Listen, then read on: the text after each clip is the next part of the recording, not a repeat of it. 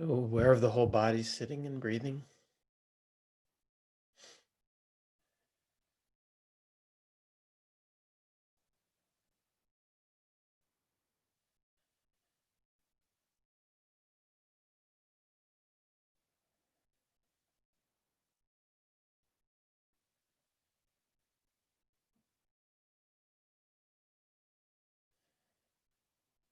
A gentle invitation to arrive where you are, which is always here, now.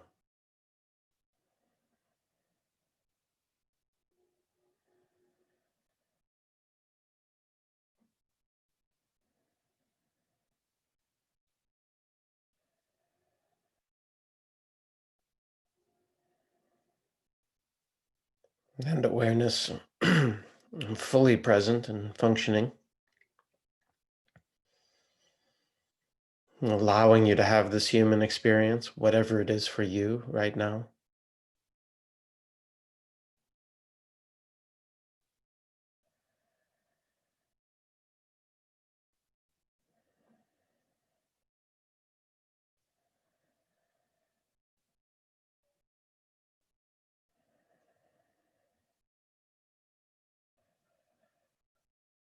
And always beginning with an attitude of allowing, of welcoming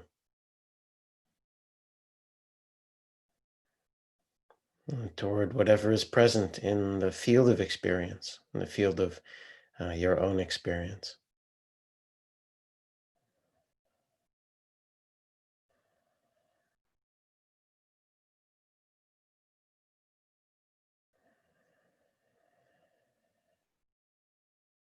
Aware of sounds in the environment, just appearing, the layers of sound, texture of sound.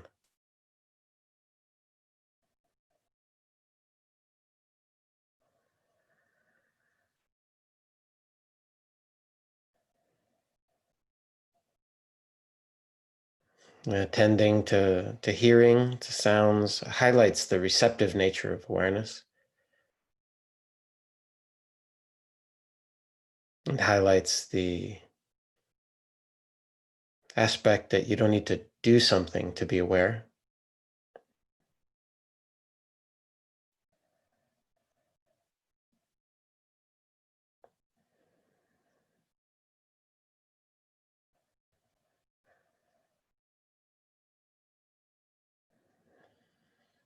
So including the whole body sitting in this awareness, feeling the breath moving in the body.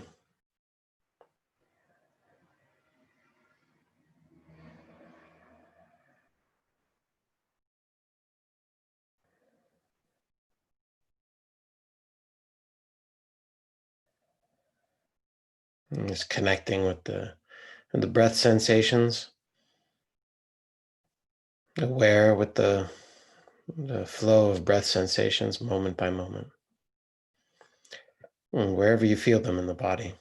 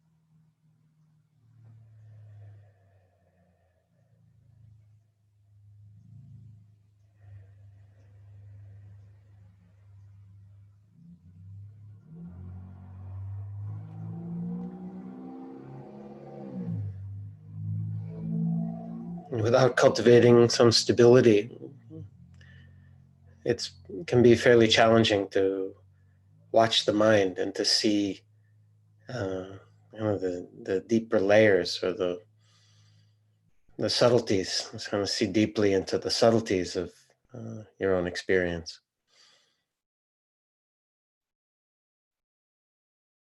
And so, attending with some kind of relaxed rigor into the flow of sensations, just moment by moment. The beginning, middle, and the top of an in-breath, the beginning, the middle, and the bottom of an out-breath. And staying awake, aware in a relaxed way in the transitions between breaths.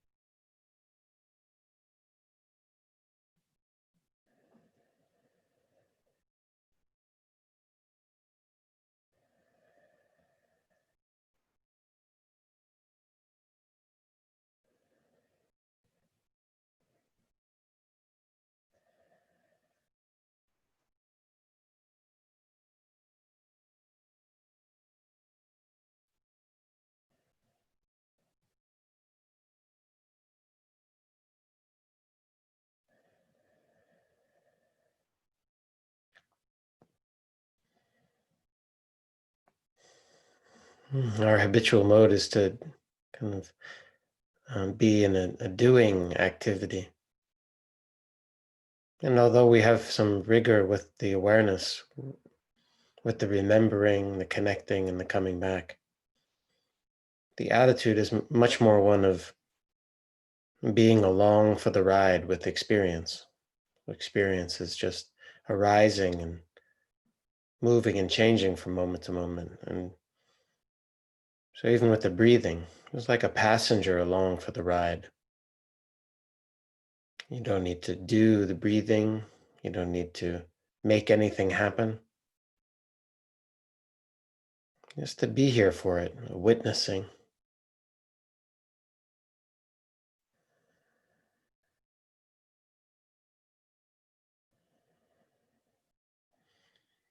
Witnessing the flow of this in-breath, witnessing the flow of this out-breath.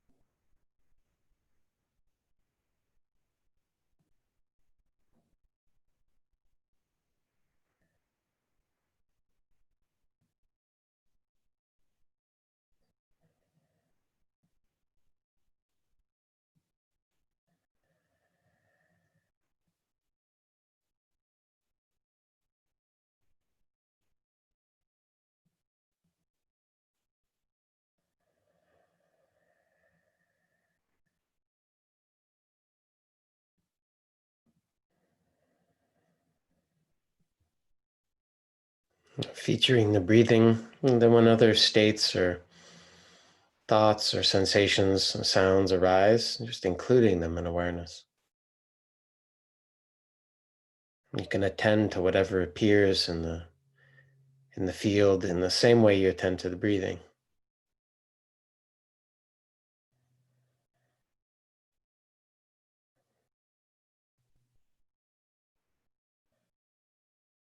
Anything that can be noticed is a valid object of attention.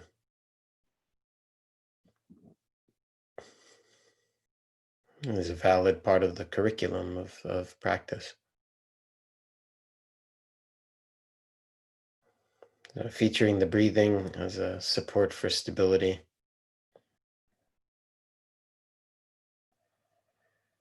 And then, of course, breathing with all of the momentary arisings and passings, the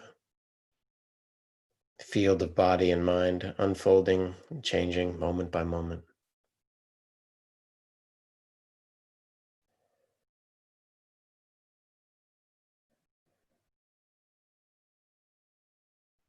And although it may take a little bit of practice or cultivation before you can watch thoughts in the same way that you're aware with the breathing, that is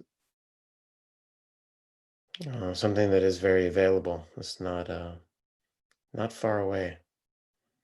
So see if you can practice that too.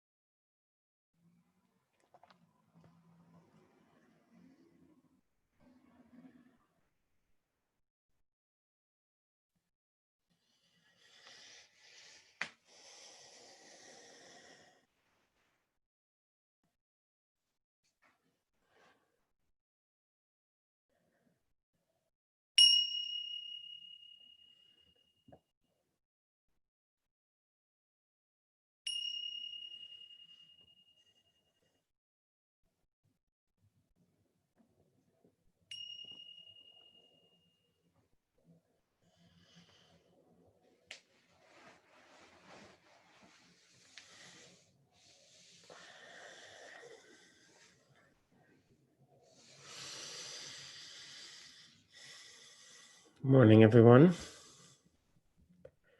Nice to sit with you this morning.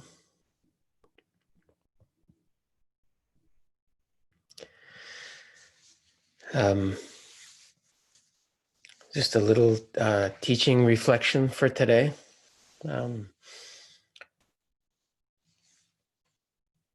As we look deeply and as we observe our own experience, hopefully we start to see that what arises here in terms of everything on the body and mind level, in terms of the content, arises due to conditions. Right? So I've mentioned that many times, that you don't decide what feelings are going to arise or what reactions you're going to have. You don't decide whether you're going to find something pleasant or unpleasant.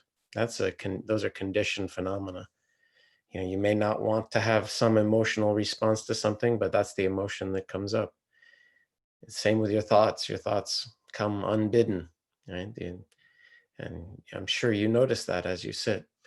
But this is very important in terms of us refining our view and our understanding of the way things happen. And it's important not just internally, but it's also important externally. So as we see more this way, it changes the way we see others. It changes our understanding. And our understanding actually is another factor in experience. And as our understanding changes, our responses change. So one metaphor for this, which I find very helpful, is from Shantideva, the 8th century kind of incredible being, and kind of the text that he is known for is this one is called The Way of the Bodhisattva, or a Guide to the Bodhisattva's Way of Life. But he uses a metaphor, which may be from before that, of course, but he says when somebody hits you with a stick, you don't get angry at the stick. And then he says, in the same way, the person who is hitting you with the stick is driven by anger or some reaction or emotion. So why would we get angry at the person? They're just, in a way, they are like the stick. Just that's a radical thing to say, but I invite you to reflect on it. I invite you to reflect on it in your own experience, and I invite you to reflect on it and with others. It doesn't have to be something as dramatic as being hit, right? But that's useful because it's so activating as an image. Yeah, but in terms of other people's behavior also, because when we see that way, that is not just a metaphor to get you to see some way. I think it's a much more accurate representation of what's actually happening. And when we see that way, it gives rise to compassion. Now, it doesn't give rise to just stupid compassion where it's like, oh, well, so it's fine, you're hitting me, right? We still have to attend to the situation, right? Or we still have to attend to the root causes, right, in ourselves. Say like, oh, it's not me, it's just anger. No, we have to attend to the root cause, which is the anger. But that really takes it into a different view. So anyway, I just want to invite you to play with that. That can change, just reflecting on that can change the way you respond to all kinds of behavior in others. When we start to really see it closer to the way it actually is. The thoughts in people's head shape the way they respond to things. Those thoughts are, in a way, the driver, those views. And we've been talking so much recently about race and racism, and the racism as a disease, right? It's an impersonal phenomena. It's something we take in from the environment. It's in our culture. It's in our history. It's in our systems. And so it's in our minds, right? And that's another phenomena like that, which when that view is present, all kinds of violence, from the subtle to the gross level of violence ensues, right? And so it's very important we see this in operation. So anyway, give you some practice inquiry for today, and hopefully beyond today. Okay. Stay awake.